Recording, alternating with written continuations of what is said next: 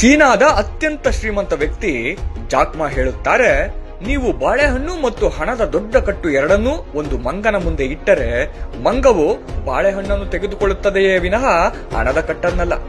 ಏಕೆಂದರೆ ಆ ಹಣದಿಂದ ಸಾಕಷ್ಟು ಬಾಳೆಹಣ್ಣುಗಳನ್ನು ಖರೀದಿಸಬಹುದು ಎಂದು ಆ ಮಂಗಕ್ಕೆ ಗೊತ್ತಿಲ್ಲ.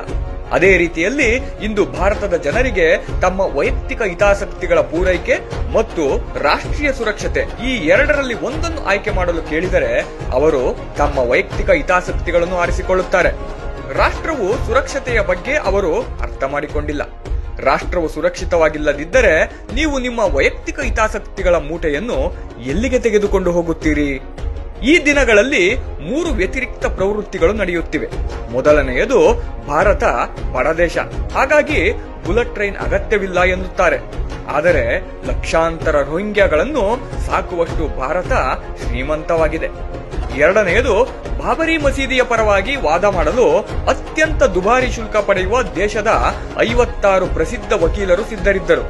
ಆದರೆ ರಾಮ ಮಂದಿರದ ಪರವಾಗಿ ವಾದ ಮಾಡಲು ಒಂದಿಬ್ಬರು ಅಷ್ಟೇ.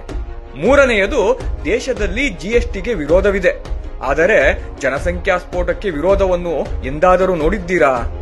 ನಾಲ್ಕನೆಯದು, ಈ ತಮಾಷೆ ನೋಡಿ, 2 ಮಕ್ಕಳಿರುವವರು ತೆರಿಗೆ ಪಾವತಿಸುತ್ತಾರೆ, ಆದರೆ 10 ಮಕ್ಕಳಿರುವವರು ಸಬ್ಸಿಡಿ ತೆಗೆದುಕೊಳ್ಳುತ್ತಿದ್ದಾರೆ.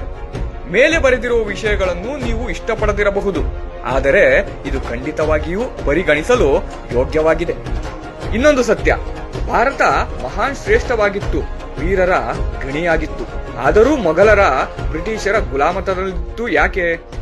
ಏಕೆಂದರೆ ಒಬ್ಬ ಹಿಂದೂ ರಾಜನಿಗೂ ಮತ್ತೊಬ್ಬ ಹಿಂದೂ ರಾಜನಿಗೂ ಅವರವರ ವೈಯಕ್ತಿಕ ಸ್ವಾರ್ಥ ಚಿಂತನೆಗಳೇ ಹೆಚ್ಚು ಆಸಕ್ತಿದಾಯಕವಾಗಿದ್ದವು.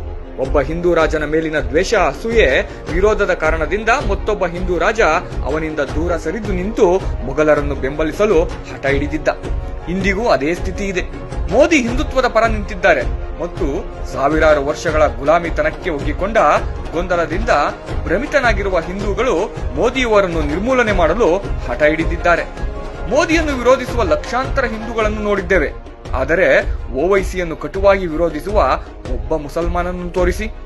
ಹಿಂದುವಿನ ಅವನತಿಗೆ ಹಿಂದುವೇ ಕಾರಣ. ನೀವೇ ಈ ಬಗ್ಗೆ ಸ್ವಲ್ಪ ಯೋಚಿಸಿ.